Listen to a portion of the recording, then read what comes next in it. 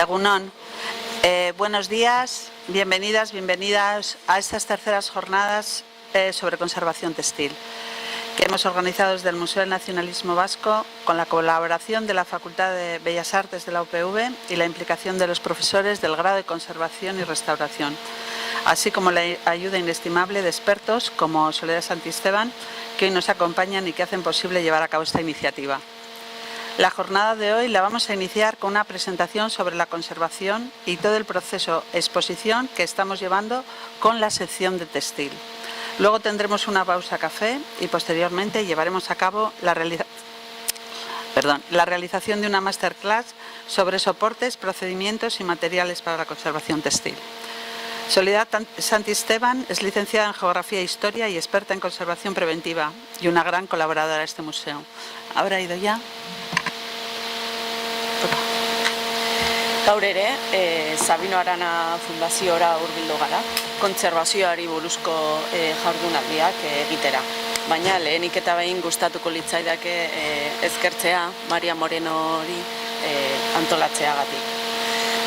Gaurkoan, zer nolako narriadurak daude oro har textilean ikusiko dugu, eta horretarako Soledad Santisteban etorri da. Daukan esperientzia erakustera.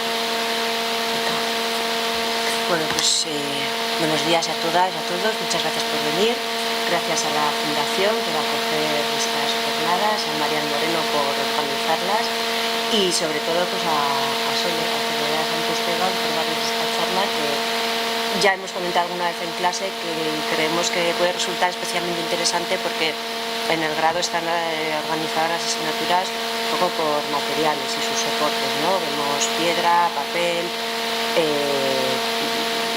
lienzo, madera, tijera, papel, me salía tijera. Y no tenemos textiles, no tenemos conservación de textiles. Entonces, esta charla nos puede servir para tener una visión general de cómo se puede afrontar, ¿no? una conservación de toda una colección como es la de la Fundación.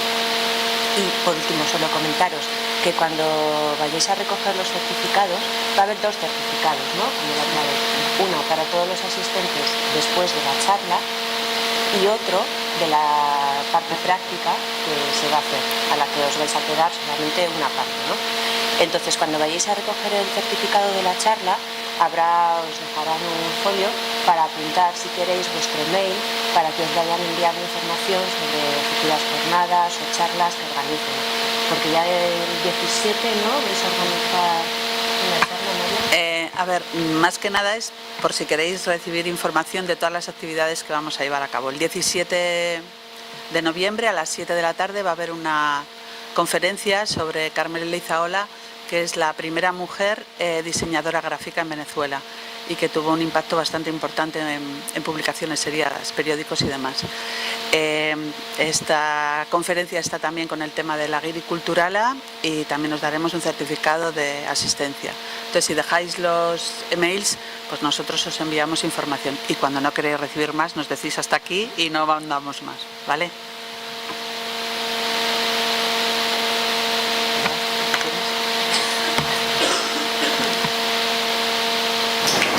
Bueno, yo es que me voy a poner de pie porque me manejo mejor moviendo las manos y moviéndome yo. Entonces lo que os voy a contar, bueno, pues ahora no me puedo meter esto. Vale, está aquí.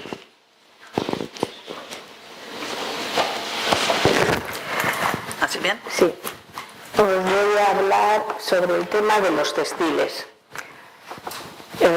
Los textiles es un soporte que cumple muchas, o sea, que le pasan las mismas cosas que a todos los demás materiales sobre los que tendréis que realizar una conservación, pero es más específico y tiene más problemas, ¿eh? Entonces, los textiles tienen vida. Es una materia orgánica que, como toda materia orgánica, nace, crece, se desarrolla y muere. O sea, el fin de los textiles va a ser deshacerse. Vamos a intentar que se mantengan el mayor tiempo posible, pero siempre pensando que a largo plazo un textil, una fibra textil tiende a desaparecer. Le pasa un poco, el textil se parece mucho al papel en su funcionamiento, al final es otra fibra orgánica y entonces funcionan muy parecido en muchas cosas. Entonces, todos los conceptos que tengáis de papel, que sí quedáis más en la facultad, llevarlos siempre también al tema textil, ¿eh? No penséis en piedra, la madera también, pero funciona un poco diferente. Pero no penséis en otros soportes, pensad más en el tema de papel. Entonces, comparte con todos los materiales las mismas causas de degradación, pero es muy sensible a ciertas cosas. Lo que os estoy diciendo, por su propia estructura, tiene una degradación y esa está ahí y va adelante y sigue avanzando. Es muy vulnerable a la luz. Tener mucho cuidado con la luz. Todo lo que está expuesto, todo textil expuesto a la luz natural es horrible para un textil y la luz artificial, los infrarrojos y los ultravioletas también hay que tener mucho cuidado con ellos. Se recomienda máximo 50 luxes cuando queremos iluminar un textil. De hecho, seguro que habéis ido a muchas exposiciones textiles y decís, no se ve nada, están a oscuras. Bueno, pues forma parte de esto, porque se van a degradar mucho más rápido, y hay que tener cuidado con ese tema. Y además es que la luz no es que ahora la tengamos y luego lo guardamos y ya está, se ha guardado y ya hemos acabado con ello. No, ese daño que tiene lo mantiene. Y la próxima vez que lo saquemos a la luz volverá a tomar más cantidad de luz y irá gradualmente teniendo más problemas. O sea, es acumulativo. Por eso en las exposiciones los textiles se suelen cambiar se habla de cambiarlos cada 6 meses y guardarlos 3 años. Es como un parámetro así. O sea que para el tema este de la luz. Ahora que tenemos esos métodos de que se enciende la luz, se apaga la luz, muchas veces lo que se hace es que se apague la luz cuando no hay público y se enciende de forma que alarguemos esos 6 meses igual a 8 o 9 por tiempo real, ¿no? Tenemos también el problema que tienen los insectos. Por ejemplo, en el caso de la lana tenemos las polillas, en el caso de las fibras vegetales tenemos los mismos problemas que tiene el papel, tenemos el pececillo que le ataca, tenemos problemas con los bichos. Y con los roedores y los mamíferos. Les encanta coger textiles para hacer su cuna cuando tienen crías. Entonces muchas veces el deterioro es porque se han llevado trozos. Entonces hay que tener cuidado. Esto que parece que dices, bueno, qué horror, hay ratas, ratones, sí, hay ratas, ratones, palomas, hay todo tipo de bichos que están ahí y están al acecho. El textil también tiene un problema y que no es fácil de manipular. Este folio yo lo cojo así y no se mueve, se sujeta él solo, pero si esto es un trozo de tela hubiera hecho así, se hubiera caído. Entonces la manipulación de los textiles también es más complicada. Siempre tenemos que trabajar con soportes o incluso cuando utilicemos las manos esta postura, pero siempre con bandejas, y siempre con más de una persona. No se sujeta solo un textil. Si este papel se cae así, un textil, se me hubiera rodeado la mano. Eso puede degradarte la pieza que tienes entre manos. El almacenaje también es complicado, es diferente. Entonces tenemos que trabajarlo de una manera especial y tenemos que tener cuidado también a la forma de exhibir. Estas son cosas que son mucho más específicas en el campo textil porque los tejidos son más vulnerables que otras piezas. En este museo, en el año 2007-2008, y hace mucho tiempo, me plantearon que había una colección textil que estaba guardada en cajas en un almacén y que se pretendía conservar en condiciones. Entonces, ha sido un proyecto muy bonito, es un proyecto que dura, porque siguen entrando piezas. O sea, la colección tenía muchas piezas en su momento, pero han seguido entrando muchas más piezas. Es más, cuando los donantes han visto cómo están guardadas las piezas, se animan incluso a donar más cosas. Entonces, es una colección viva. Estamos hablando de unas 1000 piezas. Ahora probablemente tengamos sobre unas 1500 por ahí. ¿Textiles? Sí. Vale, pues... Contando pañuelos, sí. batas y todo eso, Sí. 1500. Bueno, pues cuando empecé hablábamos de 1100, 1000, así. Entonces, ¿qué me encuentro yo cuando llego? El museo no está aquí, en aquel momento está en Artea, en el pueblo de Artea, y está en un almacén. Entonces me encuentro, esto es lo que más me sorprende, esta es una colección privada de un donante que en aquel momento está donando las piezas. Bueno, esta colección es lo que dice Sole, pero aparte el donante pues creyó que la mejor manera que tenía de darnos la donación era vistiendo los maniquís. Y eso a Sole le trajo un montón de problemas, porque muchas veces la indumentaria estaba forzada en el maniquí y teníamos que tener mucho cuidado para poder quitarle la ropa al maniquí. Pero bueno, ahí la cuestión era conservar la colección y entonces, bueno, pues él lo hizo de la manera que él pensó que podíamos conservarlo mejor, aunque era de forma equivocada. Pero bueno, eso ya está subsanado gracias a Sole. Bueno, estos maniquís eran así de grandes, o sea, no tengo una foto yo ahí en medio, pero era como que me atacaban. En principio, son uniformes de todos los ejércitos y es de la época de la Guerra Civil y de la Guerra Mundial. O sea, quiere decir que forma parte, su colección es la indumentaria de la época, porque también hay trajes civiles, no solamente todos son militares. Entonces, bueno, pero esto fue lo que más me impresionó. Yo cuando abrí la puerta y vi esto, fue como, ¡oh!, que me comen. Y luego yo trabajaba sola ahí con ellos, ¿no? Y les hablaba. Bueno, aquí hay más, veis que hay cosas también de indumentaria civil. Y luego estaban estas cajas donde estaban todas las banderas, banderines, pañuelos, todo el textil que tenía la fundación en aquel momento recogido, bien guardado en cajas, bien guardado, quiere decir, guardado, en cajas, en sobres, con su nombre de donante, o sea, estaba como archivado, pero estaba guardado así, ¿no? Entonces yo lo primero que hago es, bueno, tengo un sitio para mí muy amplio y tengo un suelo bastante limpio, entonces pongo unas telas y empiezo a sacar para ver qué tengo, porque claro, en cada sobre aparecía la cosa más dispar, podría aparecer un pañuelito así o una icurriña de 2 por 1,5. Vale, es que cuando empezamos a hacer la catalogación de todo el material de la fundación del museo, nos encontramos con un montón de piezas textiles. Entonces, como no éramos expertos en el textil, lo que se nos ocurrió fue lo que ha hecho Sole, meterlos en sobres libres de ácido, y hacer un inventario muy somero, ¿vale? Quién era el que nos había dado, en qué fecha y qué era lo que contenía eso. Y luego eso lo metimos en cajas, hasta que llegó Sole y entonces empezamos a hacer la catalogación de ese fondo. Pero como no éramos muy expertos en esa materia, pues pensamos que lo mejor era no tocarlo hasta que alguien más especializado en la materia nos pudiera decir cómo lo podíamos solventar.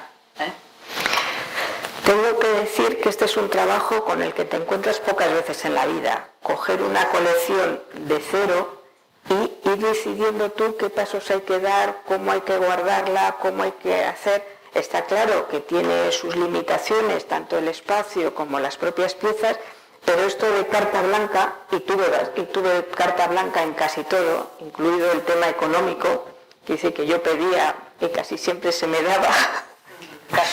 Casi he dicho casi, ¿eh? Entonces, bueno, pues veis como voy sacando, cada vez hay más banderas grandes.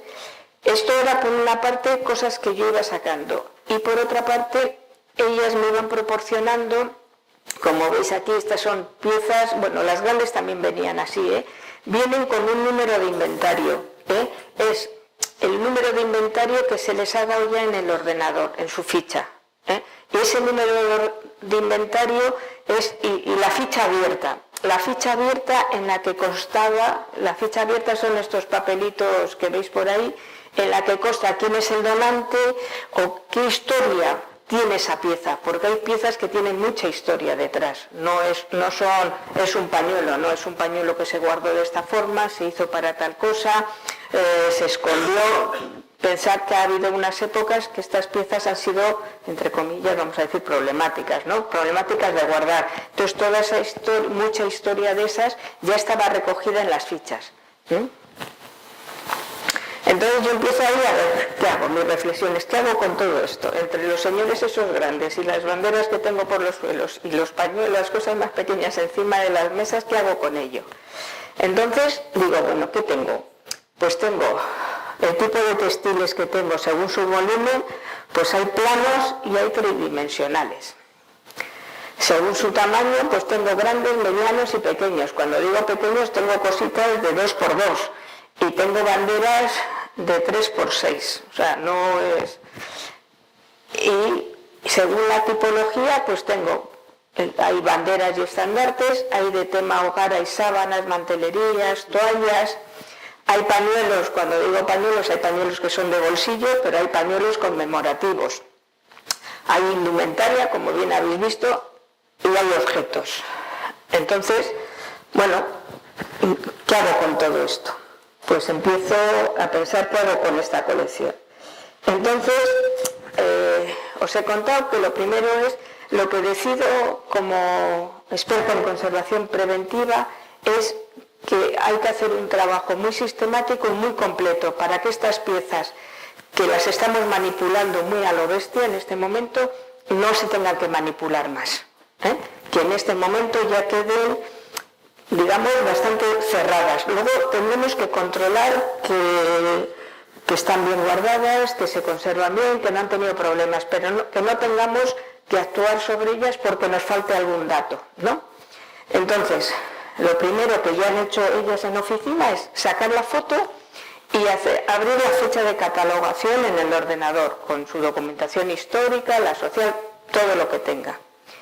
Entonces, yo ahí lo primero que hago es, y todos tienen un número de registro, entonces yo lo primero que hago es colocar el número de registro en la propia pieza, que lo hago con una etiqueta y la coso.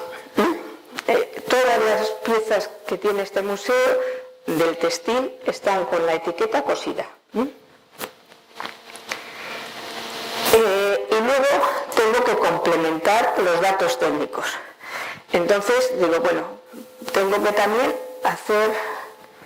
¿Qué voy a hacer? Punto primero, cosas a decidir. ¿Dónde coloco las etiquetas? Vale, pues en las banderas, bueno, eso también miro un poco cómo están en otros museos. En las banderas se pone en la parte de la vaina, en la parte de abajo, pero por detrás. Entonces, todas las banderas van a ir en esto. En los pañuelos, pues es más difícil a veces el derecho, pero es un poco la misma línea. En la indumentaria, pues al principio antes las etiquetas se ponían aquí, en esta parte, donde van las etiquetas de la ropa. Pero luego se ha descubierto que esa etiqueta, cuando quieres exponer, te estorba. Entonces, últimamente se van más a poner en las mangas. Pues mango a derecha y en la parte superior. Entonces, yo soy de la vieja usanza, entonces me hago mis fichas, que veis ahí. Y digo, bueno, pues voy a ponerlo de esta manera, sobre todo, incluso para que si alguien viene luego por detrás, sepa cómo lo he hecho hasta ahora. Si decide cambiarlo, tendrá que cambiar todo, o si decide continuar, ¿no? Y luego también otra cosa que hago es establecer cómo describir cada tipología. ¿Cómo se describe una bandera? Esa fue la primera. Que yo, la verdad es que incluso metía banderas, cómo describir, y me salía una palabra que para mí era besiología. Y yo decía, ostras, esto no quiero. Hasta que descubrí que la besiología es la ciencia que estudia las banderas. Sí, pero con esa me peleé mucho en el ordenador. Entonces, ahí vi también cómo se va describiendo en los distintos sitios. Entonces, mi forma de describir una bandera es, tiene dos telas, tiene una tela. Tiene derecho, o sea, se ve por dos caras o se ve por una cara. Y luego, bueno, así. Entonces siempre es bandera de doble cara o bandera de una cara, reversible o no reversible. O sea, hay como... ya era un aburrimiento, ¿verdad? Cuando teníamos... porque eran todo... Y luego, ¿cómo lo escribes? Pues Floricurriña, ¿no? Que dices, bueno, pues tiene... Bueno, pues no, tiene un aspa y una cruz. Pues no, tiene una cruz y una cruz de San Andrés, que es el aspa. Tiene ese nombre en la forma de describir las banderas, ¿no? Entonces, bueno, vas ahí, pues ahí vas aprendiendo, pero luego cuando me toca describir un sombrero entro en la misma dinámica, a ver cómo describen los sombreros, a ver cómo se describen las chaquetas, los bolsillos, yo qué sé. Todo ello me ha ido obligando a buscar cómo hacerlo, ¿no? Y a crearme mis fichas de... sí. Que al final lo que hemos hecho ha sido crear nuestra propia forma de describir estas piezas. Al final, como tenemos mucha variedad y a lo largo de todos estos años hemos visto los problemas que hemos tenido, pues lo de las etiquetas que os ha contado, por ejemplo, los trajes y demás, y al final lo que hemos hecho ha sido por cada elemento o por cada estilo hemos creado una ficha específica para los sombreros, pues lo describimos así, lo vamos a describir siempre así, ¿no?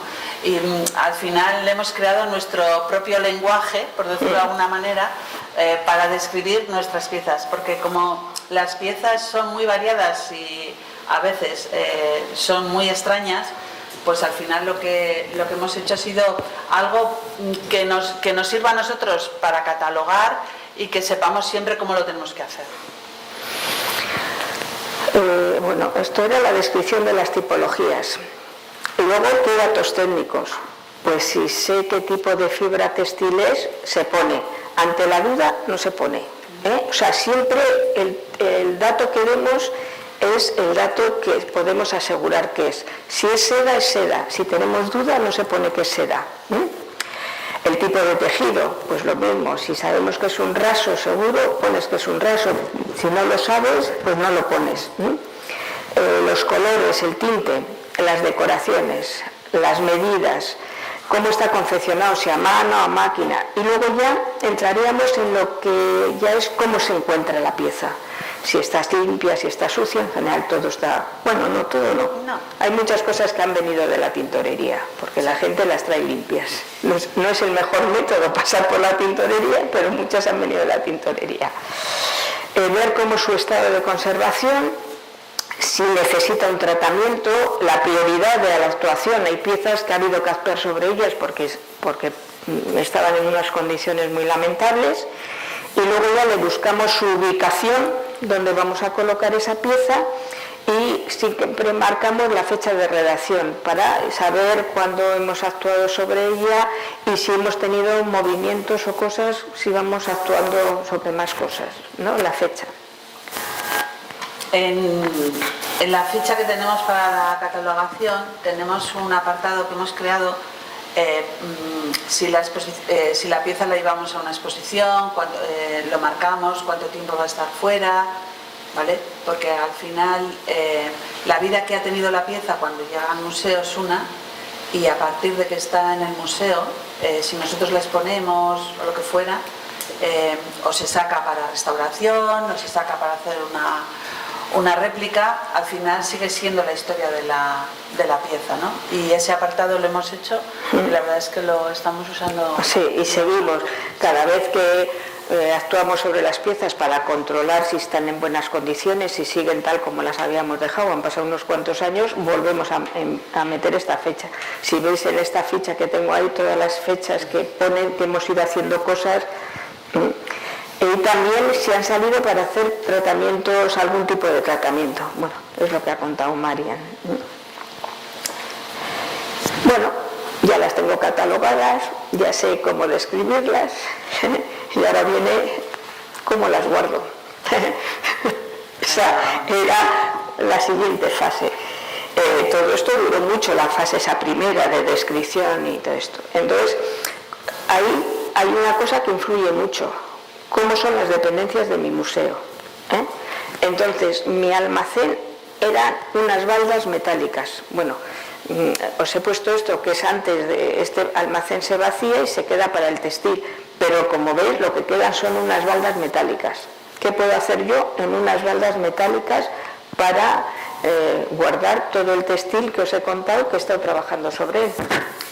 Entonces lo que he decidido, bueno, tengo estas baldas metálicas que además son estrechas, tienen 1 metro de largas por 25-30 de ancho, son así. Entonces yo sí que sé que los textiles los debo de guardar de 3 maneras diferentes, o bien puestos en plano, o bien enrollados, o bien colgados. No tengo más posibilidades, estas son las maneras. Entonces, sabiendo eso y sabiendo lo que tengo, pues empiezo a trabajar. Entonces, empiezo con el tema cómo colocarlos en plano. Entonces, después de mucho llorar y pedir, consigo un planero. No es muy grande, pero por lo menos me permite algunas de las banderas extenderlas lo más posible. Las banderas, sobre todo si son de 2 telas, son muy difíciles de guardar porque no se pueden enrollar. No enrollas bien 2 telas porque se va a arrugar una con la otra. Entonces las banderas necesitan ir a plano. Entonces, bueno, conseguimos este planero que ha permitido que bastantes de las banderas se guarden aquí. No da el tamaño de las banderas. Estos, en los museos textiles, en el Museo de Tarrasa, en museos textiles, hay unas bandejas que salen como planeros que miden 2,50 por 2,50, que son una maravilla, pero aquí cuestan una barbaridad. Y que se necesitan también espacios muy especiales, porque quiero decirte, el planero mide 2,50, pero luego tú tienes que poder volver a abrir todo eso, o sea, necesitas espacios. Y lo que nos ha dicho Sol es que este planero es especial, no es de madera, es de metal y también cuesta una pasta. ¿Por qué se hace de metal? Porque si hay un cambio de temperatura, no sufre, o sea, el cajón siempre vas a poder abrirlo, cerrarlo, y si es de madera, por mucho que... A ver, tenemos ahora aquí, están en unas condiciones totalmente diferentes que en Artea, es la verdad. Pero también hemos tenido problemas de climatización, ¿verdad, Anne? Y eso muchas veces ha supuesto que se han disparado las temperaturas, las humedades, y eso alteran a todo, y entre ellos alteran los planeros. Si tú tienes un planero de madera y hay un cambio brusco de temperatura, probablemente la madera o se hinche y lo que está dentro también lo sufra. Entonces aquí Sole pidió un esto de metal que ha sido un acierto. Eso también, la verdad, costó caro, pero ha sido un acierto. Es cierto que el metal tiene los problemas de condensación ante un problema de cambios de temperatura, de humedad, pero es menos grave que los problemas que genera la madera. Aquí, a ver, siempre en conservación vamos a estar jugando con lo malo o lo más malo. O sea, quiero decir que jugamos, nada es perfecto, porque simplemente el clima ya nos está fastidiando, porque hay más humedad de la que debe, porque hace más frío, porque hace más calor. Pues ya está. Entonces, a partir de ahí lo que estamos es jugando para que esas cosas se mantengan lo mejor posible, ¿eh? O sea, siempre es un juego de tanteo y lo menos malo. Bueno, y también hay que tener en cuenta el presupuesto que tenemos, claro, porque hay cosas maravillosas, ¿verdad?, para conservar el textil mucho mejor que las que tengamos nosotros. Bueno, el presupuesto que tenemos no es el mismo que tiene el Museo del Traje o algo por el estilo. Bueno, en el Museo del Traje hay las mismas contradicciones que tenemos aquí. En todos los museos siempre hay una falta de dinero. Salvo el Guggenheim, que debe ser el de los que mejor anda económicamente, también tiene sus problemas, ¿no? Pero quiere decir que es de los que para la conservación tiene un presupuesto muy importante. Y de climatización, el resto, bueno, pues seguro que el Museo del Prado también lo tiene, no sé qué, pero en todos los sitios que se suele decir cuecen habas. Entonces es ese juego.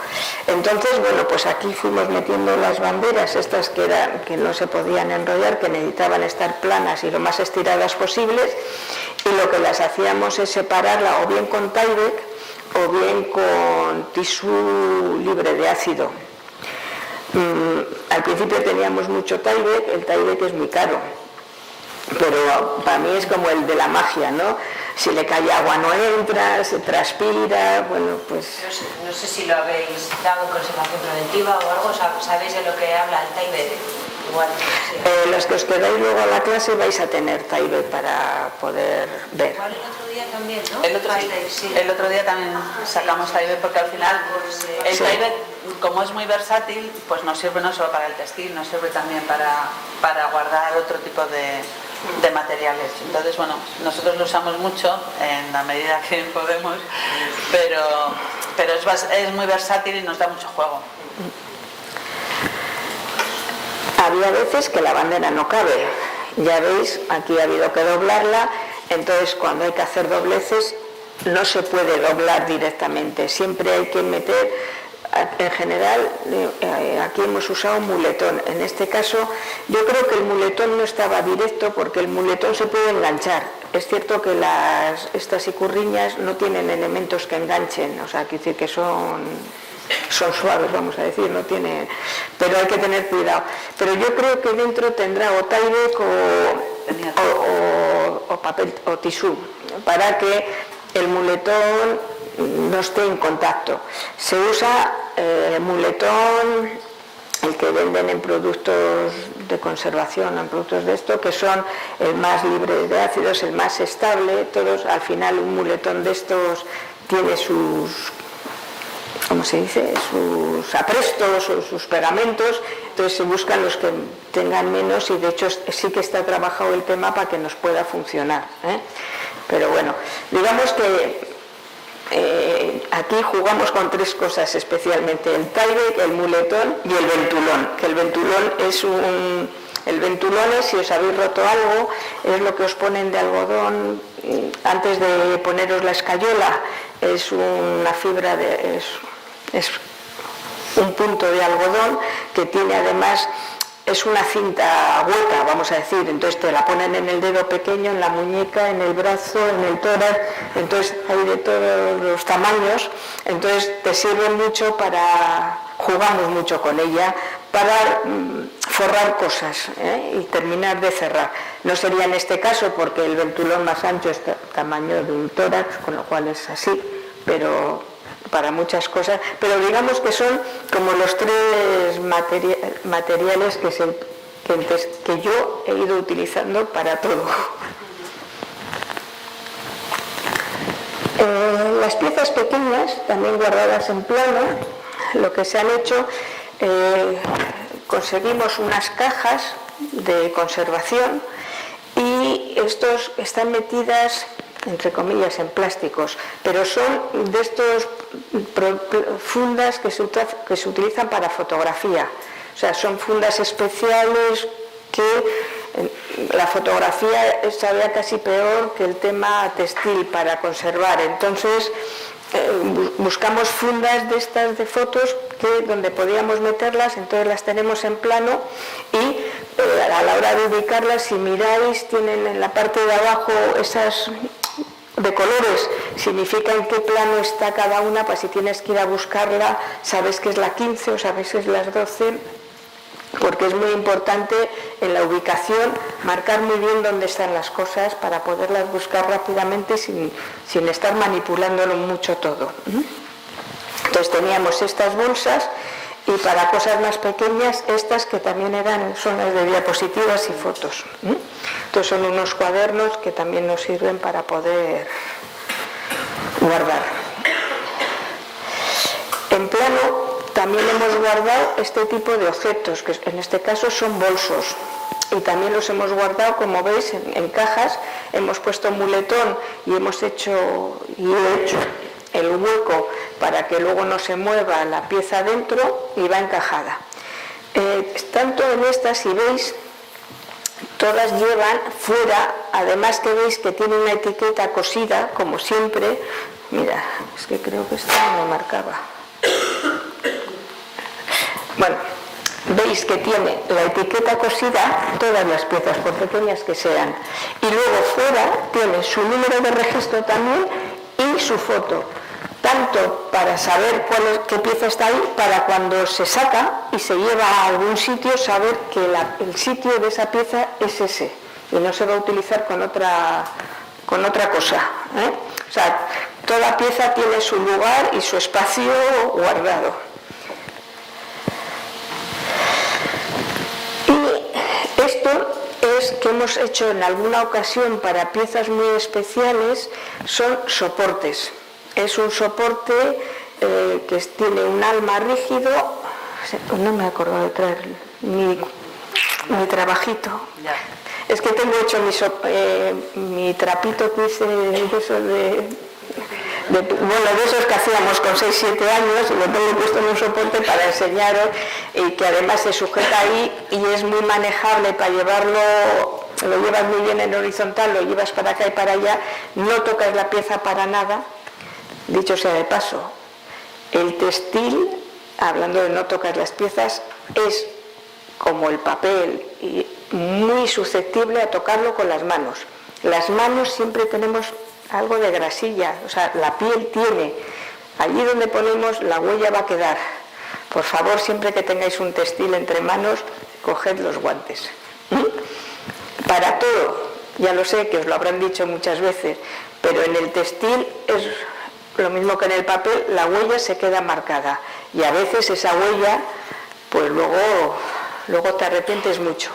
Eso y otra cosa, que también lo habréis trabajado, siempre se trabaja con un lápiz en la mano. Un boli encima de una mesa y una pieza textil encima de una mesa, como se toquen, podemos tener un disgusto muy grave, ¿eh?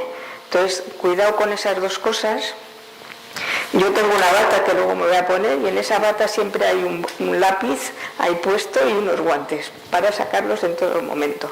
Tened mucho cuidado con eso, porque parece una tontería, porque no te das cuenta, pero de repente limpias algo y de repente dices, ¿y esto? ¿Y esto? Y es la huella de tus dedos, ¿eh? O sea que... Y en alguna ocasión hemos enmarcado. También esto luego se ha colgado, pero bueno, podría ser... Esta es la forma que os he dicho de hacer esas bases para tenerlo en plano. Es un alma, en este caso, bueno, puede ser un cartón neutro, un cartón no,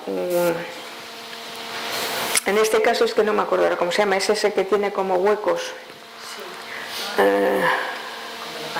Sí, como si fuera un panel, que pesa poco, pero es rígido.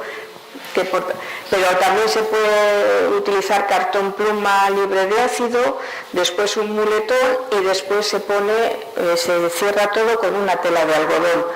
En este caso, esto es curioso porque esto fue una exigencia de un donante que quería que su pañuelo quedara enmarcado.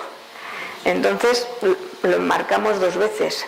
La primera vez es la foto que está a la izquierda, dejando ese marco y poniendo el marco como más neutro de madera y dejando el espacio, y a la donante no le gustó y tuvimos que volverlo a enmarcar porque quería enmarcarlo de la otra manera. A veces los donantes ponen condiciones y la institución, depende la relación con el donante y con la pieza, pues entra en sus condiciones o no. Cuando una pieza entra en el museo, sí. Nosotros no hacemos compra de material, ¿vale? Nosotros todo lo que tenemos, aparte de original, son donaciones. Y gracias a todas las donaciones que recibimos, pues hoy podemos tener una exposición como la que tenemos, ¿no? Es verdad que hay veces que el donante te pide algo que él cree que su pieza debe estar expuesta de esa manera. Han sido pocas las veces, pero las veces que ha habido, que ha sido más de una, pues siempre hemos hablado con los profesionales si lo que el donante pide es posible, si es bueno para la pieza o no. En el caso de que el experto nos diga que la pieza va a sufrir, no es conveniente y demás, pues se le dice al donante y él decide si lo dona o no. En este caso accedimos a hacerlo así con una condición, que era que pusiéramos una cámara de aire, ¿te acuerdas? No hubo ningún problema y la verdad es que lleva bastante tiempo enmarcado y no ha sufrido para nada. Y está colgado, ¿eh? Hay una forma de mantenerlo colgado, que es poniendo luego unos tacos para que no se lo cuento. Y hace cosa de un año así nos dimos cuenta que una de las puntadas se estaba abriendo un poco. Entonces lo que hicimos fue descolgarlo y tenerlo en horizontal durante, bueno, creo que todavía está, hasta que esa puntada desaparezca y vuelva a su ser, ¿vale? A ver, os cuento. Esto se hace el soporte y luego la sujeción de la pieza al soporte va cosida. Entonces hay una... y luego este en concreto va colgado. Entonces, ¿cómo colgamos los cuadros? Pues los colgamos de una hembrilla arriba y los cuadros están así, hacia el vacío. Claro, si nosotros colgamos esto que está cosido así hacia el vacío, al final se va a tener que sujetar en esas puntadas. Estas puntadas se dan en unas líneas separadas, o sea, no está cosido entero, está por trozos para que se pueda mover. Entonces aquí hay una discusión, bueno, siempre es una pelea con el que marca, con el que lo cual puesto, porque queremos que el cuadro esté así, o sea, para que se apoye la pieza en lo que le hemos preparado, en la cama que hemos preparado, no como se cuelgan todos los cuadros, que va hacia el vacío. Entonces es buenísimo, porque yo normalmente pongo unas hembrillas largas abajo para que se separe 10 centímetros de la pared frente a la arriba, y entonces todos me dicen, le quito las hembrillas porque te equivocaste de lado. Pues no me equivoqué de lado. O sea, se trata de pensar que tiene que reposar. Los textiles, si van apoyados, debieran de tener casi hasta un 15% de inclinación para que realmente repose. Entonces, colgarlos como se... Eso siempre que veáis, ya no solamente un textil aquí, a veces colgáis algún trabajo que habéis hecho, pues no lo colgáis así porque sufre, que se apoye en la cama que le habéis hecho. Y luego, la otra forma de guardar textiles es enrollando. Entonces, ¿qué hemos hecho aquí? Hemos jugado con enrollar. Teníamos, o sea, en plano solo teníamos o bien las piezas pequeñas, que las podemos meter en cajitas así, el planero que nos daba para lo que nos daba, no nos daba para todas las piezas, y entonces lo que pensamos era, o lo que pensé es que se tenía que hacer sobre cajas. En las cajas se puede enrollar y las cajas sí se pueden guardar en esas estanterías metálicas. Entonces compramos compró la fundación, unas cajas que eran de restauración, que se podían, que servían bien para guardar. Compramos algunas muy grandes, muy difíciles de manipular y de manejar. Nos han servido para algunas piezas, pero han sido complicadas de manejar, y otras más fáciles de manejar. Lo que pasa es que cuanto más pequeñas, pues tenemos más problemas, ¿no? Aquí estoy haciendo un poco la clasificación de estas me caben en estas me caben en... O sea, viendo un poco cómo puedo ir guardándolas. Y el trabajo para enrollar, en la masterclass vais a hacer cómo preparar un soporte para enrollar. Entonces lo que vamos a coger aquí, en esto tampoco hemos invertido dinero, hemos cogido cartones del mercado y lo que hemos intentado es aislarlos lo máximo posible, dentro de un orden, todo en un juego. El gran aislante cuando queremos aislar una cosa es el Marbersil, pero eso es carísimo. Entonces, lo que utilizamos es el poliéster, que es el papel el de aluminio, que al final es un poliéster. Entonces, forramos ese cartón y luego lo que le hacemos es ponerle el ventulón. El ventulón es eso que está ahí, que veis que hay de todo tipo de medidas. Pues depende del tubo, cómo lo hayas hecho, porque hay veces, teníamos unos tubos estándar, pero a veces la pieza es más difícil de enrollar y necesitamos un tubo más ancho para que el enrolle sea más fácil. A la hora de enrollar, siempre todas las caras, todo lo que tenga rugoso o el volumen, siempre hacia el exterior, siempre hacia el interior, lo que es plano. Entonces, esta es la forma de enrollar, y entonces, aquí hemos ido, después de enrollarlo, le poníamos taide y lo cerrábamos con una cinta, con mucho cuidado. La cinta sirve para que no se nos desenrolle el Tyvek, no para apretar bien y que quede marcado. Eso es que que algunos cuando me quitan el taller y me lo vuelven a poner, aprietan bien. Y no mira a nadie, compañero. Simplemente no es para que sujete, porque claro, si tú aprietas, eso va a quedar marcado, y va a quedar marcada la pieza. Como todo, a cada pieza le hemos puesto su foto y su número de registro para saber desde fuera qué piezas tenemos ahí. Y este TEX 17 significa que todas las cajas también tienen un número, que es el TEX. Las cajas no han variado, lo que sí han variado luego es las ubicaciones de las cajas cuando nos hemos ido moviendo. Esto se preparó en Artea, tuvieron una ubicación en Artea, vinieron aquí en Bilbao, tuvieron otra ubicación y luego pasaron al almacén visitable, fue la tercera ubicación. Ahora que se ha hecho una exposición, la que está en Sabinechea, una exposición semipermanente, han vuelto al almacén anterior y tienen otra ubicación. Todas esas ubicaciones, los TEX se mantienen, pero los módulos donde están colocados son los que van cambiando. Y eso hay que reflejarlo en el ordenador para que cuando se quiere buscar una pieza sepamos dónde la tenemos.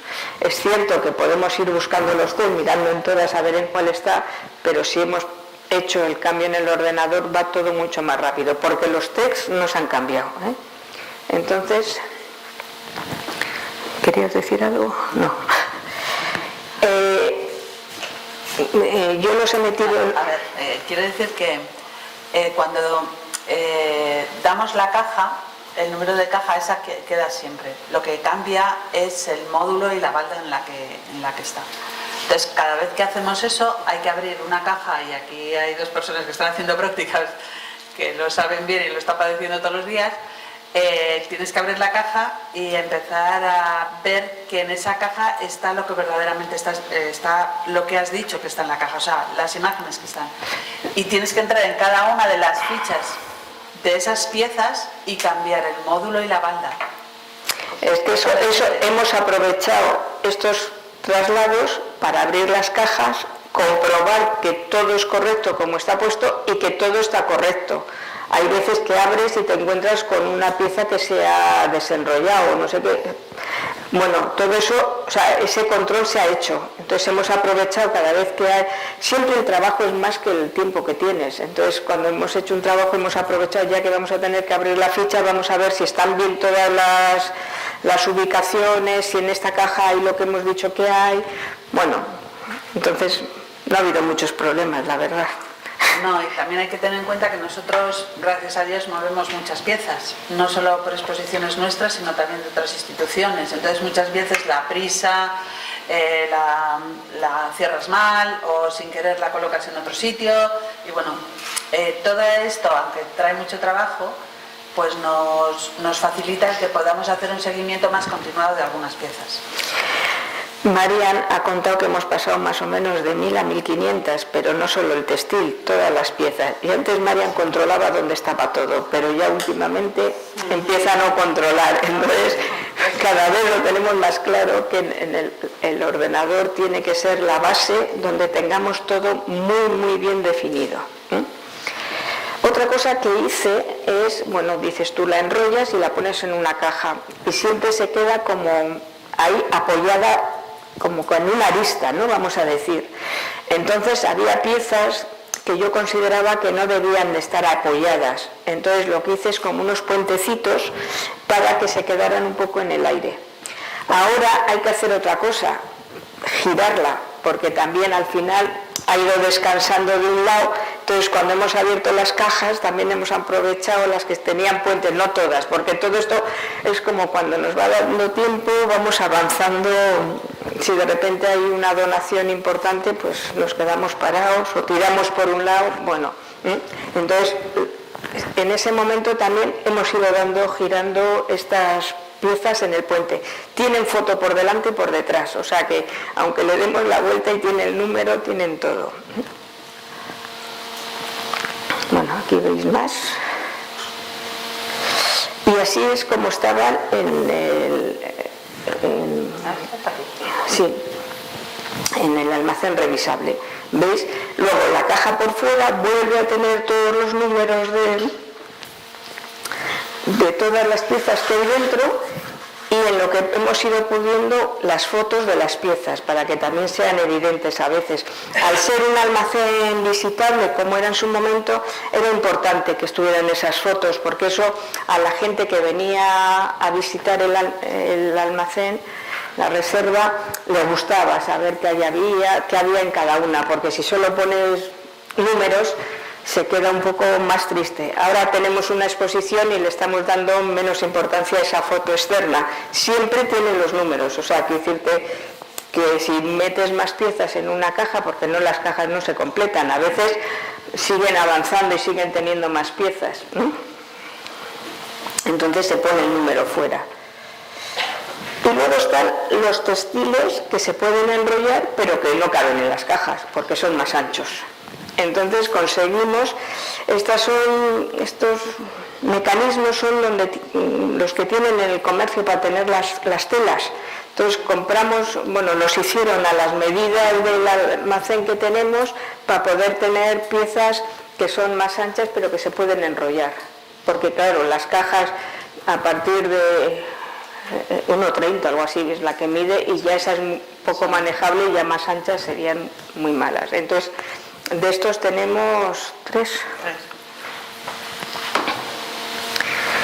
Y incluso algunos, si veis en este que está en el centro, esta es una pieza que no se puede enrollar. Entonces lo hemos colgado ahí en medio y está colgada, o sea, alrededor del tubo, pero no está enrollada, ¿eh? Aquí se aprovechan todos los huecos, ¿eh? Para ir metiendo cosas. Pero eso me lo enseñaron en el Palacio Real cuando yo empecé a esto. Cómo buscaban escondrijos en cualquier sitio para meter un rollo, meter una cosa, todo valía, ¿no? Y dije, me llamó mucho la atención aquella búsqueda de espacios. Es que los museos todos les pasa lo mismo, tienen un problema de espacio grande para sus reservas. Y luego estaría lo colgado, que sería esa pieza que os he enseñado ahí. Esta estaría colgada alrededor de un tubo más ancho, o aquí cómo empezamos el trabajo con los señores los maniquís. Entonces lo primero que hice fue desvestirlos. Algunas piezas me costó mucho sacarlas, yo no sé, y algunas las había cedido el coleccionista para meterlas en estos maniquís. Pues no eran tan grandes, la gente de los años 40, por muy alemanes que fueran, no eran tan inmensos. Entonces al principio lo que hicimos es sacarlas de los maniquís, y estas cajas, que no son nada de conservación ni son nada buenas, pero nos permitían quitar el primer paso, que es sacarlas del maniquí. Son cajas de estas que se utilizan para llevar la ropa a las tiendas, a las boutiques. Son unas cajas que tiene perchero para poder colgar. Entonces lo que hicimos fue ponerlas en ¿cómo se dice?, en perchas de poliéster y meterlas ahí. Lo que hacíamos, que aquí todavía no está, es forrar la caja por el interior con Tyvek para aislarla un poquito, pero vamos, esta es caja. Y fuera, como veis, tiene un esto diciendo qué piezas hay ahí dentro, y esto ha sido un trabajo hasta que podamos colocarlo de otra manera. Entonces, lo que hemos hecho es perchas forradas, perchas de poliéster forradas de muletón, y luego con Tyvek por encima y un poco adaptándonos a lo que tenemos. O sea, cada pieza a veces te exige, pues mira, si veis ahí hay unas que debajo tienen colgadas porque es para el traje, entonces para colgarle el pantalón debajo y que se... pues es un poco, si veis en las dos que hay aquí, una es más pequeña, otra es más ancha, un poco en función de la pieza hemos hecho pues 4 o 5 tipologías de perchas que nos encajen. No es lo mismo masculino que femenino, no es lo mismo trajes y abrigos que camisas, jugar un poco ahí. Y una vez preparado la percha, hemos colocado la pieza y hemos hecho estas fundas. Hay fundas de dos tamaños, y también tenemos unas barras, unos percheros para poderlas colgar. Las fundas se cierran todas por el mismo lado, en ese lado lleva como una banda para poder poner la foto y la etiqueta y el número, y están puestas de forma que el brazo derecho, si en un momento dado hay que mirar el número de la pieza, se le ve ahí. O sea, eso tuve que cambiar algunas, pero es cierto que yo cuando había ido en el Museo del Traje al principio también se marcaban en el cuello y también luego fui viendo cómo iban cambiando su ubicación. O sea, al principio eso ha sido, cuando hemos empezado a hacer fundas y a hacer cosas, nos hemos dado cuenta que era un incordio porque no accedías fácil, ¿no? Y tenemos también un perchero, ¿vale?, que estamos con él, y esto también seguimos el proceso. Todo está, hay más para poder poner y necesitaremos más percheros, necesitaremos más, pero bueno, vamos como podemos. La reserva visitable era esta ya no está, pero bueno, para que veáis así todas las cajas, cómo estaban colocadas. Incluso estas cajas que veis que tienen el papelito es cajas abiertas, o sea, quiere decirte que ahí todavía queda sitio para meter sombreros, para meter no sé qué, para saberlo, porque si no también tú no sabes cómo vas cuando te llega una nueva pieza, ¿no? En general, de aquí, todo el trabajo se ha hecho aquí en el museo, pero el museo se puede hacer este tema de preparar las cosas para guardarlas, pero ni se hacen trabajos de restauración, ni se lavan las piezas, no se hacen otro tipo de trabajos. Entonces sí que ha habido algún trabajo que ha salido de aquí para hacer y lo he hecho yo en el taller. Entonces son trabajos, ha habido algunos que son restauración, de lo cual no hablo porque forma parte ya de la restauración textil, sería otro campo, pero hay algunos que han sido dentro de lo que se considera conservación todavía preventiva, ¿eh? Y sería cosas, ahora ya tenemos aspirador, sí, pero en aquel momento no teníamos aspirador, entonces me llevé para aspirar, en concreto esto era una pieza que tenía cacas de paloma o de algo así, y entonces eso había que quitarlo. Entonces aquí no se podía hacer y se llevó. Esto era una camisa que había que lavarla, que también no me acuerdo qué tenía, pero había que lavarla. No sé. Aquel duro, ¿te acuerdas? Tenía un apresto muy duro. Los aprestos, el almidón, esas cosas, los encañonados, eso es un tema muy complicado porque hay una parte que es historia que debemos de mantener. Quiere decir que un faldón de cristianar, si tú lo lavas y lo dejas así, no tiene nada que ver con ese faldón encañonado que no sé qué, y la historia es el faldón encañonado, no el otro. Entonces, pues el almidón habría que quitarlo, pero ¿qué hacemos con esos encañonados y esos trabajos? Entonces, pero en este caso esta era una camisa nueva, entonces sí que se decidió quitarle todo ese apresto que no le daba un valor añadido a la pieza. Todas las piezas tenemos que pensar qué nos dicen y qué traen consigo, o sea, cuentan una historia. Entonces los aprestos cuentan también sus historias, ¿no? Y en los trajes, esos faldones y estas cosas cuentan muchas, ¿no? Los encañonados, los aprestos. El problema que hemos tenido con algunas camisas con apresto es que, ¿te acuerdas? Que en una, no sé si estaba usada o sin usar, pero en uno de los pliegues nos empezó a salir como una raya marrón y era del apresto que tenía tan fuerte. Entonces vimos que si seguíamos conservando el apresto teníamos muchas posibilidades de perder una parte de la camisa, y no era cualquier camisa, era una camisa del Lehendakari Aguirre. Y entonces yo creo que era esta. Hicimos una valoración dejándola estirada de una manera durante unos meses, a ver si aquello pues iba para atrás, pero no, aquello iba cada vez peor. Y entonces decidimos hacer un lavado, que además fue un lavado no muy fuerte, sí, sin perder el apresto total, pero quitando algo que le habían puesto al apresto que estaba dañando la pieza. Esta es otra manta que también tenía... Esta es la de la guerra. Sí, yo creo que tenía... Esta por un lado tenía polilla, pero esto no era, esto eran excrementos. Entonces también la lavamos. Esta es una bandera, y esta era una bandera que era insufrible estar a su lado. Cómo olía a tabaco. O sea, era ¡puah, puah, puah! Cuando la ve esta bandera, mirar ese polvillo que sale ahí, eso es tabaco, eso es nicotina. Mi taller olió a un tabaco horroroso durante tiempo al lavar esta bandera. Pero estaba claro, mirar qué agua salió. Este es el agua que sale así, o sea, estaba claro que esa nicotina no les estaba haciendo ninguna cosa buena. Hay banderas, no todas se han lavado, alguna huele un poquito, pero no hemos actuado sobre. Pero es que esta no podíamos tenerla, de la que llegaba aquí a nuestro despacho, era como que agarrábamos un colomón de nicotina, ¿no? Además las marcas hacían cada vez más grandes, ¿de acuerdo? Sí, además iban saliendo las manchas amarillas y se iban ampliando, no solamente era El olor. el olor.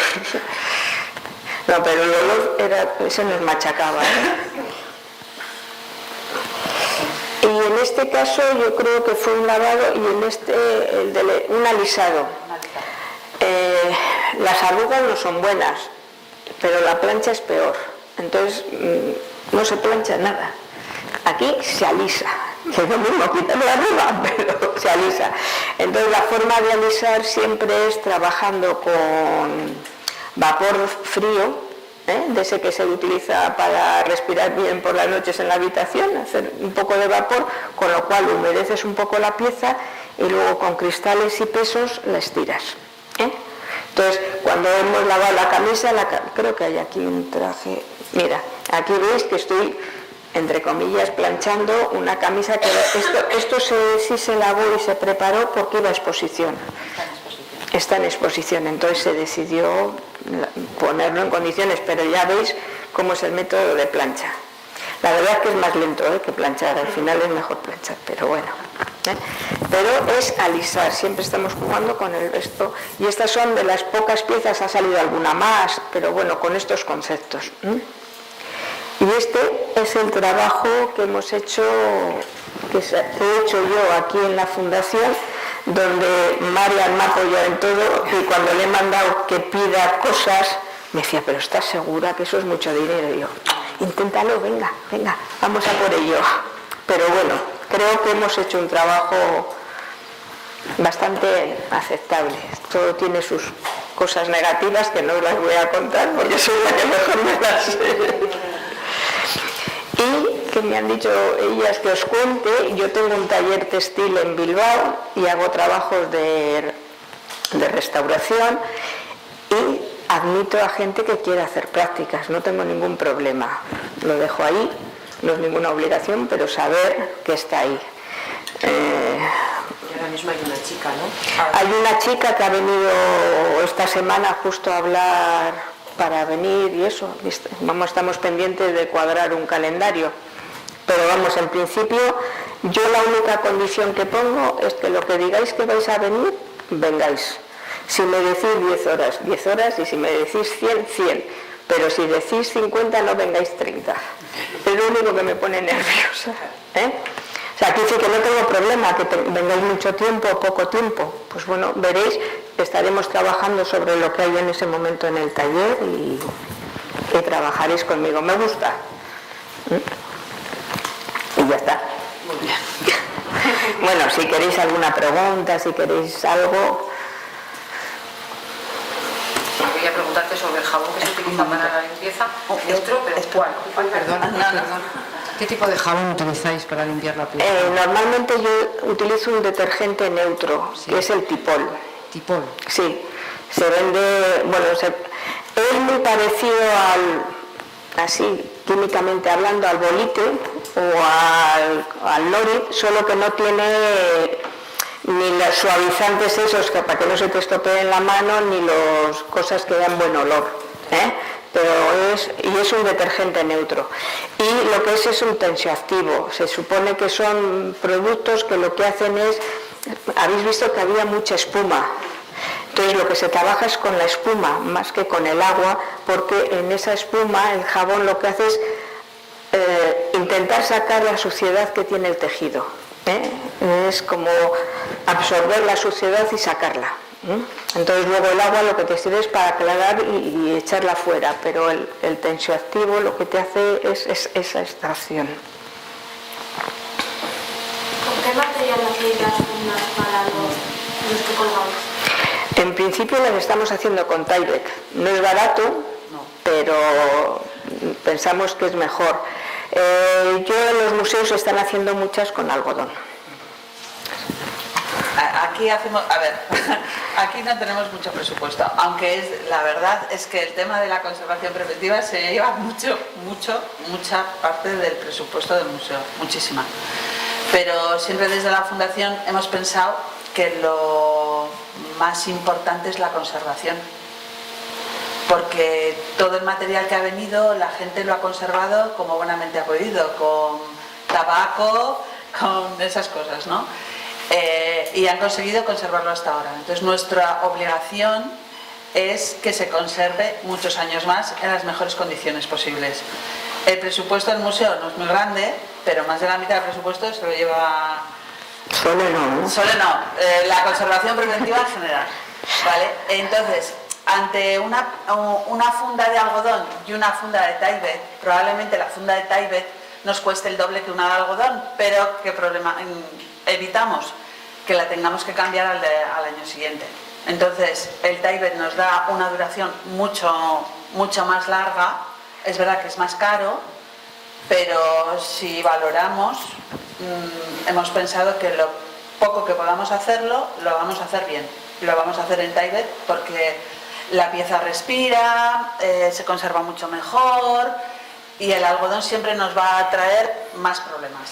Entonces, ante eso, pues preferimos comprar menos piezas, todos los años algo, pero sabiendo que las piezas que ya tienen el Tyvek pues están mejor conservadas. A ver, el Tyvek tiene varias cosas. El Tyvek respira. En teoría expulsa el agua, no deja entrar el agua dentro. En un caso de que hubiera una inundación, un algo, no deja que el agua... Y el polvo también lo repele. Una funda de algodón, cada 2 o 3 años tendríamos que lavarlas, moverlas, lavarlas, porque se empolvan. Y entonces una vez que se genere la capa de polvo sobre la pieza, sobre la propia funda, necesitaría limpiarla para que vuelva otra vez a respirar. El polvo no va a dejar respirar. Entonces, sí es cierto que inicialmente es más barato, si no hay más haces fundas de algodón, pero igual a largo plazo o muy largo plazo funcionan mejor las de Tyvek. Eso es una cuestión, todo es cuestión de presupuesto y dónde se puede y qué se tiene. Porque si de repente al museo le dan 200 metros de algodón estupendo, hacemos fundas de algodón y ya las pasaremos a Tyvek. No, pero es que este es un recuerdo de un museo en concreto. Estoy contando que una empresa textil cierra y le dieron no sé cuántos metros.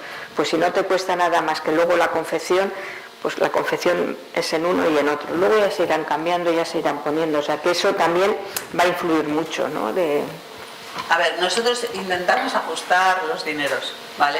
Entonces, lo que os ha dicho Sole, por ejemplo, de un tubo de cartón, es verdad que si vas a los centros de conservación, a tiendas especializadas, hay unos tubos magníficos que no los tienes que hacer todo el proceso que nosotros hacemos. Pero podemos comprar un tubo de esos, pero igual con el precio de ese tubo nos podemos comprar 2 fundas de Tyvek. Preferimos comprarnos 2 fundas de Tyvek, hacer un tubo que nos lleva más tiempo a Sole, pero bueno, compensamos una cosa con otra. Siempre, porque al final el tubo que hemos cogido normal de un cartón, con todo lo que le vamos poniendo, al final conseguimos que no tenga ácido con la pieza. Es verdad que es un proceso más largo, pero para nosotros es más barato. Conseguimos lo mismo, pero con ese dinero que hemos rascado de aquí, podemos comprar unas fundas mejores para la sección de indumentaria. Entonces, bueno, la cuestión es que todos los materiales estén en las mejores condiciones posibles. Y ahí también trabajamos un poco, pues bueno, pues con el hacer de todos estos especialistas, que con cosas que puedes tener en casa, añadiendo materiales de conservación, al final puedas conseguir un tubo que cumpla las mismas características que el de una tienda de conservación, pero que sea la cuarta parte más barato. Y de todas formas, todo esto no me lo he inventado yo. Quiero decir, mi propia formación ha sido a través de estar en estancias en museos, en trabajos, y ves qué es lo que están haciendo, porque todo el mundo juega con los mismos problemas económicos, o incluso más, porque si tienen muchísimas piezas y muy esto, andan con unos problemas. Entonces, cómo van solventando los problemas también te sirve a ti para decir, bueno, ellos han solventado con este material, con no sé qué, pues bueno, esto parece que funciona y llevan más años y llevan más tiempo. O sea, que quiere decir que ese juego, yo seré la reina del taule, que eso está clarísimo, pero no me lo he inventado yo.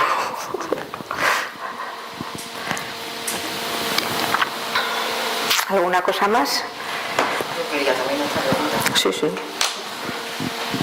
A ver, Yo supongo que casi toda la colección que habrá aquí será de fibra de origen natural. Si hay alguna pieza que sea de origen sintético y si qué particularidades tiene la conservación de materiales sintéticos con respecto a la otra. Si... Aquí hay mucha fibra sintética, o sea, no todo es fibra natural. Sí que tenemos las banderas de una época que son de seda, banderas de otra época que son de lana, y luego hay rayones y hay mucho poliéster y mucha poliamida. La bandera que no se estropea en la calle con el rozamiento es que es de poliamida y funciona. Y aquí llega, quiere decir que llega la bandera de la Itamari, o sea, la Icurriña, o sea, te llegan de todo. No se puede decir que sea la fibra natural el elemento que más hay. Hay algodón, hay lana, pero hay mucha fibra sintética. ¿Tiene una problemática diferente? Que dice, se aborda de otra manera la conservación. La abordamos igual, en principio la abordamos igual. Sí que es cierto que, por ejemplo, pero en eso no tenemos casi, en indumentaria es más problemática todas las fibras sintéticas porque el proceso de degradación... A ver, la fibra sintética tiene un proceso de degradación mucho más rápido. Yo me ha tocado en una visita ir a abrir un armario y nos iban a enseñar... Era en Londres, en el Victorian and Albert, una gabardina de Mary Quant, y no estaba la percha, no estaba la gabardina, y estaba en el suelo todo como polvillo. Pasan todos los años mirando, o sea, hay un proceso, hay una persona que termina por uno y empieza por otro, no sé cada cuánto es, si 1 año o 2 años, pero hay alguien dedicado solo a eso. Las fibras, las nuevas fibras, es un terror que puede pasar con ellas, o sea, nada. Donde esté una seda del 16 y un tinte del 16 que se nos quite cualquier poliéster de ahora. Eso, y los tintes todavía más. O sea, el tema de las fibras, las fibras naturales, lo que sí tenemos es, sobre todo en la indumentaria, sí que es algodón y lana, especialmente. Pero en banderas, pañuelos y todo esto... Y luego las estampaciones son como son, y bueno, hay de todo. Pero no es la fibra natural la más... En este museo, bueno, y con la historia de este museo, quiero decir que estamos hablando de los últimos 150 años, ya han aparecido los nuevos materiales, las nuevas fibras y los nuevos tintes, con lo cual ya entramos en los procesos de degradación. Sí, lo de esta casi le da un pasmo a estas mujeres. Pero ya empieza a haber muchos trabajos de qué hacer con todas estas nuevas fibras. Pero es como las botas cuando vas al monte, que un día te pones las botas del monte y te quedas sin suelas, de repente en medio del monte. ¿Por qué? Porque eso se degrada. Yo he tenido, eso me ha tocado en el Museo del Atleti, los guantes de Iríbar, los guantes de Arconadas, no.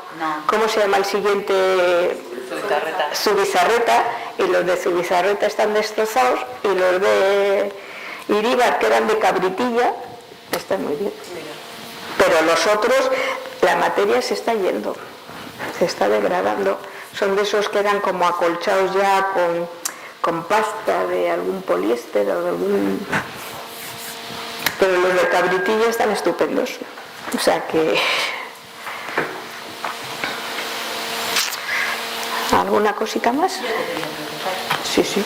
Esa va a ser más difícil, ¿eh? No. Es que me ha gustado mucho lo que dices cuando cada objeto cuenta una historia, ¿no? Y hay que respetar esa historia. Y muchas veces, igual al hacer limpiezas, ¿no? Podemos llevarnos esa historia, que no siempre un tratamiento de restauración comienza con una limpieza, ¿no? Que es igual lo que se puede tener en la cabeza.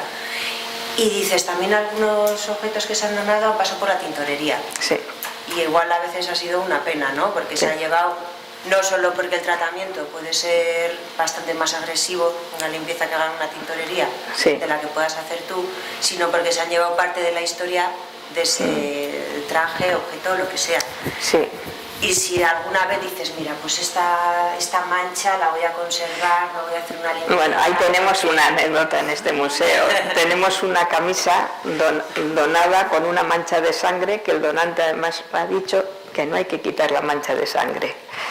Y ahí está. Mientras la mancha de sangre no empieza a deteriorar el tejido, la mantendremos, la vamos observando. Porque las manchas, el problema que tienen las manchas es que degradan las fibras. Entonces muchas veces quitar las manchas es porque la degradación va a hacer que desaparezca más rápido el tejido. Mientras esa mancha no veamos que nos degrada el tejido y que al final en lugar de una mancha vamos a tener un agujero, pues la vamos a mantener. Pero esa ha sido una petición de un donante.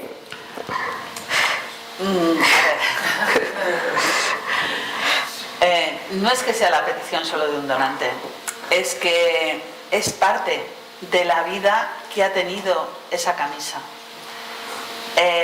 Lo mejor sería quitarla para todo, para conservación, para exposición, pero aparte de valorar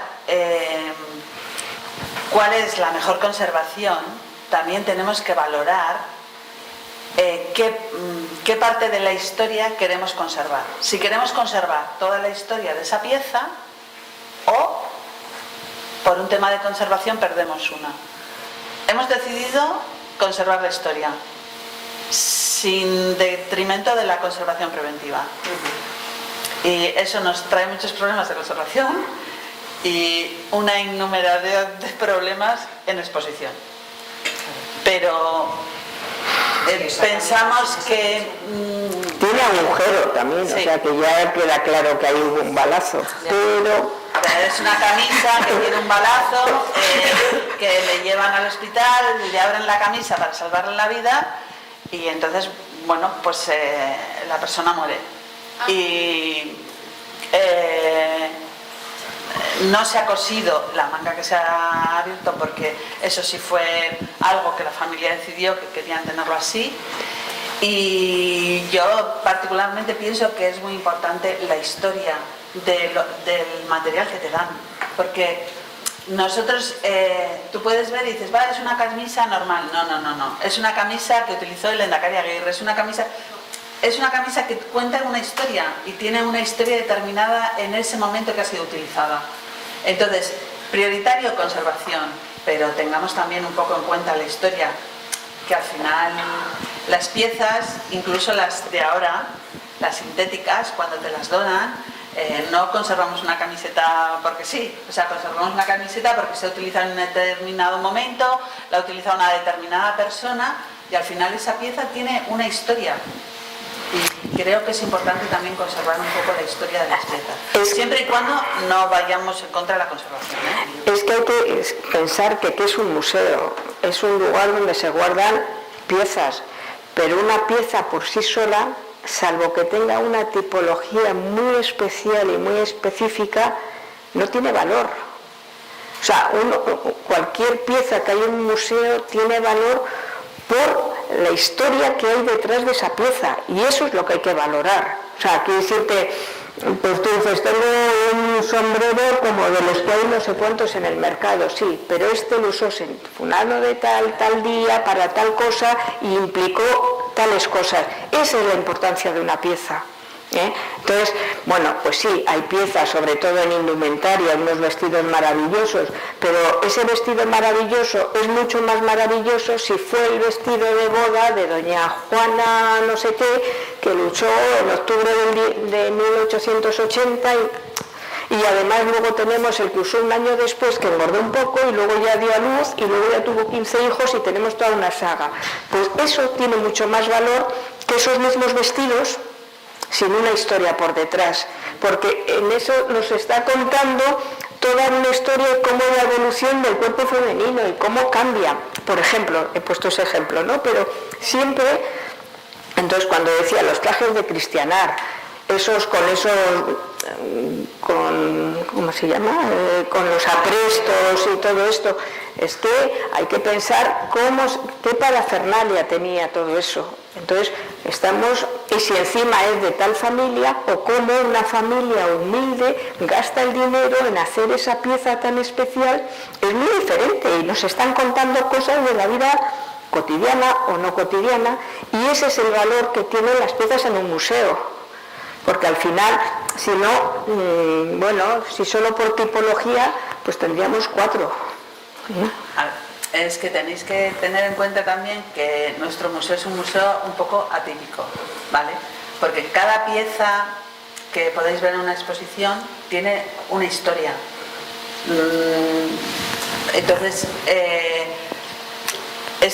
estamos de acuerdo en que una persona te da un vestido, luego engorda, pero en este caso es diferente. Quiero decir que cada vestido que nosotros tenemos o cada uniforme que nosotros tenemos lleva una historia detrás, ¿vale? Lo ha utilizado alguien en un momento determinado y con este traje ha ocurrido esto.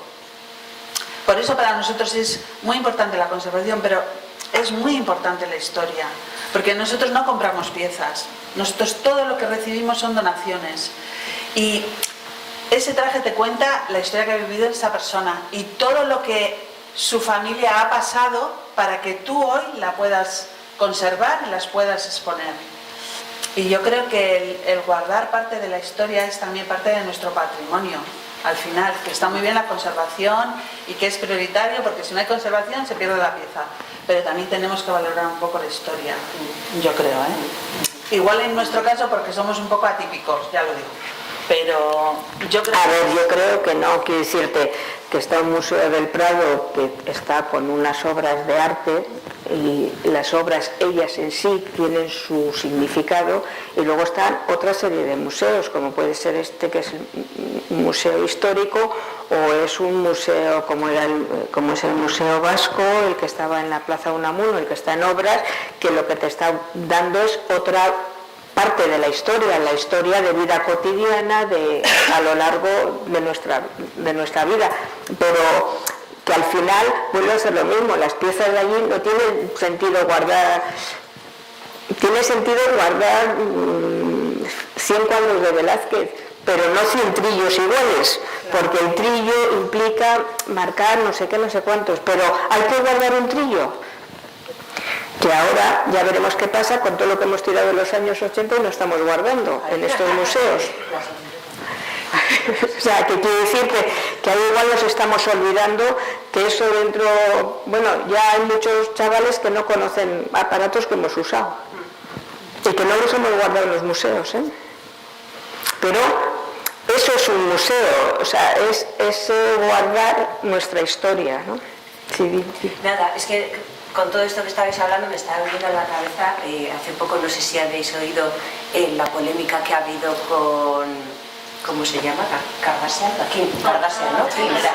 Con lo del traje de Marilyn Monroe. Lo que tenéis en la mente es que ha habido un préstamo ahí, bueno, y se lo ha medio cargado por lo que tengo entendido, ¿no? Porque claro, ella había adelgazado no sé cuánto. No le entraba. Claro, pero que había adelgazado detrás. Tuvieron que abrirlo por detrás, ¿no? Y todas las perlitas, ¿sabéis de lo que estamos hablando? Sí. En la cabeza hay gente que no le cerraba por detrás, entonces lo que ella hizo para ir para que no se viera la abertura que había por detrás, porque era imposible cerrar eso. Hombre, y además ahí tendríamos que valorar qué se está haciendo. Tiene sentido mantener ese traje, pero todo es decidirlo pensando, ¿no? ¿Tiene sentido guardar ese traje de Marilyn o ¿tiene sentido esta siguiente parte y guardamos el otro destrozado? Bueno, pues... Ese traje yo desconozco, ¿estaba expuesto en un museo o sí. estaba expuesto en algún museo? Era en un museo. Y ese museo prestó Presta. ese... Y eso os quería preguntar a vosotras, Sí. si recibís peticiones Sí. de préstamos, Sí. Pero no cómo para uso. gestionáis todo Sí. eso. Aquí cuando ha habido documentales que hacer o una película o algo, pues hay productoras que te dicen, bueno, tienes este traje y tal, me lo prestas. ¿Te lo presto para qué? No, para que el actor... No, si quieres te lo prestamos para que hagas un facsímil o una reproducción, pero el traje, o sea, no te puedes venir tú aquí, me pongo el traje y me lo llevo. Ya. ¿Vale? Entonces, sí, peticiones sí ha habido. Eso es. Préstamos no hemos hecho. Sí hemos dejado alguna pieza para que se haga una reproducción, por ejemplo, una chaqueta de un Gudari que era como una cazadora de aviador. Y se ha prestado para que se haga una pieza similar. Pero la idea no era hacer una pieza similar, sino que déjame la chamarra para ponerse... Eso no lo hacemos. Y además hay que tener en cuenta una cosa, nos parece que los cuerpos son siempre iguales, y es mentira. La moda nos modifica los cuerpos. Ahora tenemos la cintura aquí, luego la tenemos aquí, luego la tenemos aquí, luego no sé qué, luego tenemos el pecho así, luego tenemos el pecho por la espalda, luego no tenemos pecho. No ríais. A ver, estos trajes que te digo, y he trabajado sobre ellos, que son de 1880, esos son mujeres que tienen de 20 años, se están casando, tienen esta cintura. Vale. La Kardashian. No, pero ¿qué pasa? Quiero decirte, no hay maniquís para esos trajes. Tenemos que hacer los maniquís a medida del traje. No ponemos el traje en un maniquí, porque ahora no tenemos esas cinturas, porque no usamos corsés, porque no nos apretamos, pero esas señoras que tenían esta cintura tenían mucho más pecho que yo. O sea, a mí de aquí arriba me daba, pero desde luego aquí no. O sea, que quiere decirte que eso que parece que el cuerpo siempre es el mismo, no, el cuerpo la moda nos lo sube, nos lo baja, nos lo coloca para aquí y para allá, y es la moda, Quiere decir que la que vivimos nosotras en la joven igual habéis notado menos, pero lo de cintura para arriba, cintura para abajo, lo vamos... Lo que está claro es que si eres un museo y tienes que conservar, tienes que conservar. Y te pueden ofrecer un montón de pasta, pero la cuestión en este caso no es el dinero o la aportación económica que te vayan a hacer porque tú vayas a prestar eso, sino que si tú de verdad eres un buen profesional y tienes las cosas claras, si eres un museo para todo, y el museo conserva. Y ante la conservación pues está... Pero peticiones hemos tenido, Sí. No hay aquí Kardashian con... No se ha hecho. Y era voluminoso el tema, Nos habría dado un par de planeros. Bueno, ¿alguna cosita más? Bueno, ahora vamos a hacer una pausa para tomarnos un café y luego hacemos la masterclass, ¿vale? Gracias.